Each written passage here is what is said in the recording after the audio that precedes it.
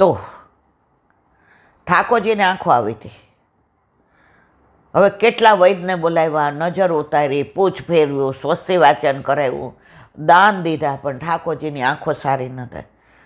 હવે યશોદા મૈયા કેટલો પ્રેમ કરતા હતા પ્રભુને. ત્યાં અષ્ટસખાઓ કહે છે કે આ પ્રેમને અમે વર્ણી ન શકીએ, બહુ વિહવળ રહેતા હતા. તો ગોકુળના એક આહિરાણી હતા, એણે યશોદાજીને બોલાવ્યા. યશોદા, તેરે લલ્લા કો નેત્ર બહોત લાલ ભઈ ગઈ. એટલે યશોદાજી ઢીલા થઈ ગયા. એ કે એક દિવસમાં મટી જાય, પણ તું કરી શકીશ? એ કે મારા પ્રાણ જાય તો ભલે જાય, પણ હું મારા લાલા માટે બધું કરીશ. તો કે સાંભળ યશોદા, મગ હોય ને એ પલાળી અને તારા હાથમાં લઈને ઊભી રહે. 2 હાથમાં લઈને ઊભું રહેવાનું.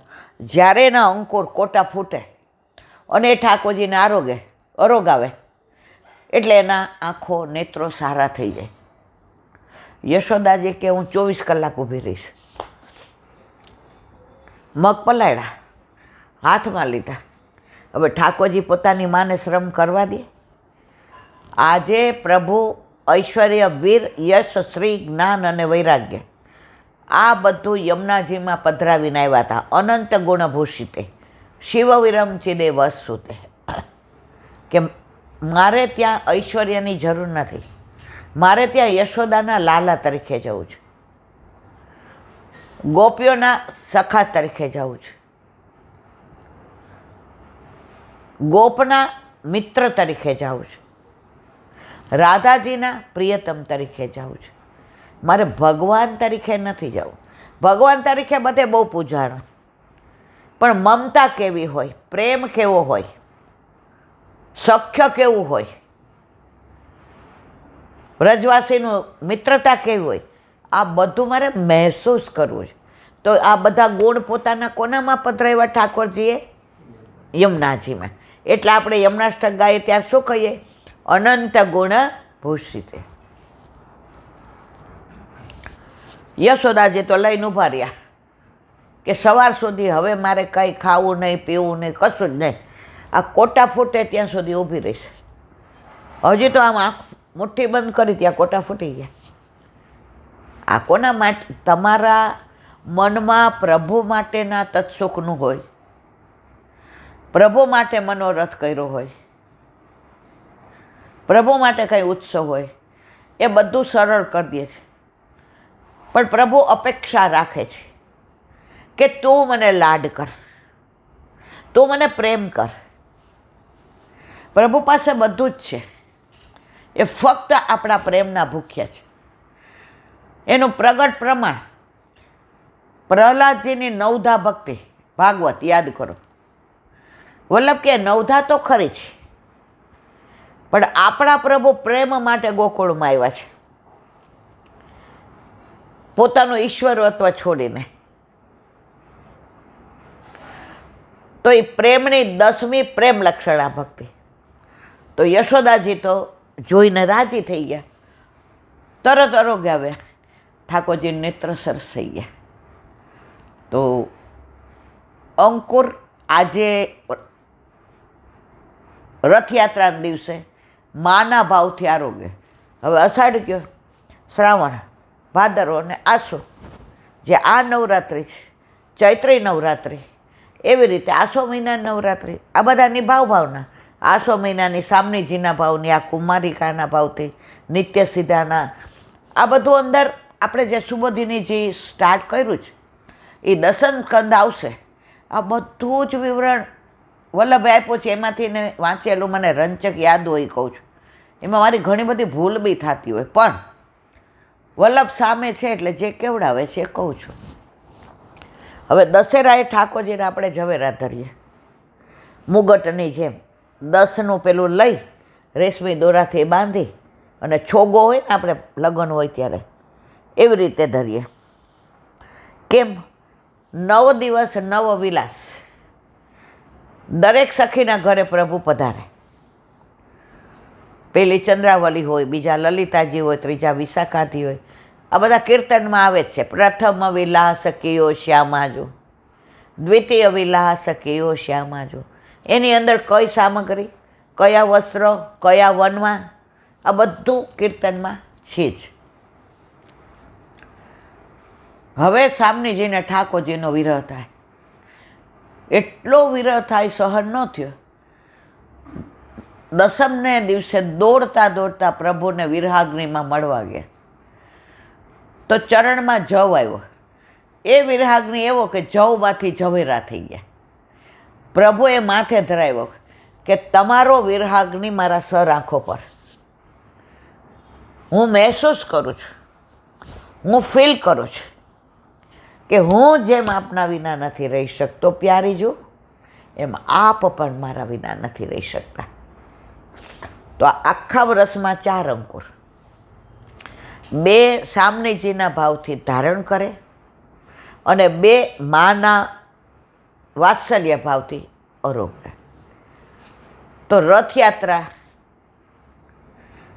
આપણે કીધું સૌથી પહેલી વૈશાખ મહિનામાં આવે ચંદન યાત્રા, જેઠ સુદ 14 આવે સ્નાન યાત્રા, જેઠ સુદ પૂનમે આવે જેઠ સુદ 14 આવે જળ યાત્રા. ઘણીવાર શબ્દોમાં ફેર થઈ જાય. આગલા દિવસે જળ ભરવાનું હોય બધું નદીનું. અને જ્યેષ્ઠા નક્ષત્રમાં જેઠ સુદ પૂનમે સ્નાન યાત્રા. અને અષાઢ મહિનામાં અષાઢ સુદ બીજે રથયાત્રા. અને ભાદરવા મહિનામાં વ્રજયાત્રા. અને છઠ્ઠી આપણી યાત્રા તો ખરી છેલ્લે લીલામ જઈએ ત્યારે. નાના હતા ને તો કોઈ લીલામ પહોંચી જાય ને તો ઘણીવાર અમને કેવું ન હોય, કારણ કે નાના હોય ને એટલે બીક બહુ લાગે. હવે તો ખબર પડી આપણે હવે જવાનું જ આવ્યું છે, સમજીને રહેજો. એક દિન જાઉં હરિના ધામમાં, ચેતીને ચાલજો સંસારમાં. એક દિન જાઉં હરિના ધામમાં, નહીં આવે તાર કે ટપાલમાં. એક દિન જાઉં હરિના ધામમાં. એટલે કોઈ આમ બા સફેદ સાલ્લો પહેરીને કે માસી કે પછી બાજુવાળા, એટલે આપણે શું થયું, ક્યાં જાઉં છું? એ કે કુસુમબા મોટી યાત્રા આવી ગયા. એટલે આપણે પાછા અંદર રમવા માંડીએ. પાંચિકા રમતા હોય કે ચણોઠી રમતા, પછી આપણે ઈષ્ટો રમતા. ખબર છે આપણે એટલા બધા આવી ગેમ અંદર નહીં રમતા. ઈષ્ટોને પછી ચણોઠીને પાંચિકાને. અત્યારે ટીવીને મોબાઈલ તો દીધા છે. બાર પેલા મોય દાંડિયાને, ખૂંચામણી, વરસાદ આવે ને એટલે ખૂંચામણી. પછી જુઓ તો ઊભી ખોને, બેઠી ખોને, ઓલા કુંડાળાને. એટલે તમે જુઓ આ છોકરાઓને જે અત્યારે આ જાડાપણું છે ને, બધા આમ બેઠા બેઠા ઓલા આ પીઝા બીજા તો આપણે નામે નહોતા સાંભળ્યા. આપણે તો બહુ થાય તો સેવ બમરા અને રોટલી પડી હોય તો રોટલીને બહુ વઘાર ઓલું કરી દે. તો આપણે પાછા રમવા માંડીએ. મોટી યાત્રાએ ગયા એટલે આપણે સમજીએ ક્યાંક બહારગામ ગયા હશે. તો મારા વાલા, કાલે રથયાત્રા. યત્કિંચન આપણે બધાએ આપણે રીતે જુઓ. આપણે રીત પ્રમાણે કાંઈ ન કરી શકીએ. આપણે પ્રીત તો કરી શકીએ. આપણો વર રાષ્ટ્રપતિ હોય ને તો ત્યાં એને જમણવારમાં બધા ચમચાઈ હોય ને ઓલું પ્લાસ્ટિક હોય હાથમાં પીરસવામાં, ને એને બધા ઘરે એવું હોય આપણે હાથમાં આપણે તો એ મજાની ગરમ ગરમ રોટલી ઉતારતા જઈએ ને દેતા જઈએ. ઓલી સાણસી ન મળે ને તો સાડીના છેડાથી ને લઈને દઈ દઈએ. આપણે ત્યાં પ્રેમ છે. વલ્લભના ઘરે નેમ છે.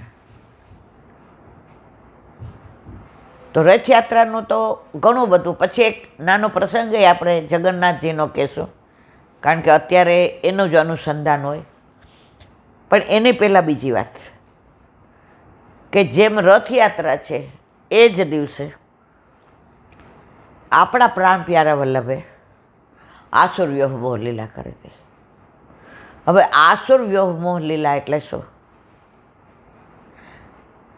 વલ્લભ કાંઈ મનુષ્ય દેહ ધારણ કર્યો હતો, મનુષ્ય આકૃતિ હતા, મનુષ્ય નહોતા. ગુસાઈજી સ્પષ્ટ આજ્ઞા કરે છે, વસ્તુતઃ કૃષ્ણ સાક્ષાત પુષ્ટિ પુરુષોત્તમ, અને એવા દર્શન કરાવ્યા જ ઘણાને. ગોપાલદાસને વલ્લભે રણછોડરાય તરીકે દર્શન કરાવ્યા, હનુમાનજીને રામચંદ્રજી તરીકે કરાવ્યા. તો વલ્લભ સાક્ષાત પૂર્ણ પુરુષોત્તમ છે. પણ દુનિયા જો ત્રણ સ્વરૂપ, આચાર્ય સ્વરૂપ, સામનેજીના મુખારવિંદ સ્વરૂપ અને સાક્ષાત પૂર્ણ પુરુષોત્તમ. હવે એ સમયમાં વલ્ભાચાર્ય, નિંબાકાચાર્ય, મધ્વાચાર્ય, રામાનુજાચાર્ય, શંકરાચાર્ય આ બધા થઈ ગયા. તો એ જમાનામાં બધા લોકો માટે જે વૈષ્ણવ નહોતા એના માટે તો વલ્લભ ગુરુ હતા. તો ગુરુ માનતા હતા એ લોકો માટે એમણે અસુરો માટે વ્યોહ લીલા કરી કે લીલા બાગ્યા. આપણા માટે તો વલ્લભ આજની તારીખમાં અહીંયા છે અને છે. જો આપણને દ્રઢ વિશ્વાસ છે તો વલ્લભ કુળમાં આજે એવો અનુભવ થાય છે. 6 જગ્યાએ બેઠકમાં આપણને એવો અનુભવ થાય. અમે લગભગ 20 વર્ષ પહેલાં, ત્યારે તમે નહોતા આવતા બહુ, કારણ કે એકલા હાથે ધંધો સંભાળવાનો, છોકરા નાના હતા, અને રવિવાર હોય તો મને કહેતા કે અમે કરી લેશું, તું તાર જા. તમારા આવો સ્વભાવ ન હોત તો વલ્લભ મને અહીંયા સુધી લઈ જાત નહીં. મારા ઉપર વલ્લભની કૃપા છે કે તમને આવા આપ્યા છે. તો અમે એક બેઠકે ગયા. આ વાત કરીશ મને લાગે, પણ હવે નીકળી છે વલ્લભની વાત, તો રસ્તામાં ગાડી બગડી, એટલે અમે બસમાં હતા અને જે ને વહુજી ને એ લોકો આગળ ગાડીમાં હતા. એટલે હવે જે આગળ ન હાલે ત્યાં સુધી કાંઈ બસને જાવ, જે પરમ કૃપા, પરમ દયાળ, ઓ બાપા, તો બધાએ કીધું કે હવે અહીંયા ક્યાંય, આ તો ગામડું છે, હવે અહીંયા ગાડી હરખા કરવાવાળા નહીં મળે. ત્યાં વળી એક જણો નીકળો, એ કે જે પંચારનું ના ગાડીનું કરે છે ને એ અમારા ગામનો છે ને આજ ઘરે છે, હાલો તમે તમારું મારા સ્કૂટર ઉપર બેસી જાઓ, એને લઈ આવીએ. એટલે જે કહ્યું કે તમે લઈ આવો, અમને તમારા ઉપર વિશ્વાસ છે. જેને સ્વરૂપ જોયું, રૂપ જોયું, તેજ, આભા, પ્રકાશ, સમજી ગયા કે આ કાંઈ મોટા ગુરુ લાગે છે. એટલે પછી એક જણો જાતો હતો, એને જે ઓલા ખવાસને ક્યાં આ એ ગામમાં જતા હોય તો કહી દો. તો જોયું તો વૈષ્ણવ જ હતા ગાડીમાં. એટલે કે મુખિયાજીને કહેજો કે વલ્લભને શ્રમ ના આપે, અનુસર કરી લે. આ ગાડી ક્યારે હરખી થાય કાંઈ નક્કી નહીં.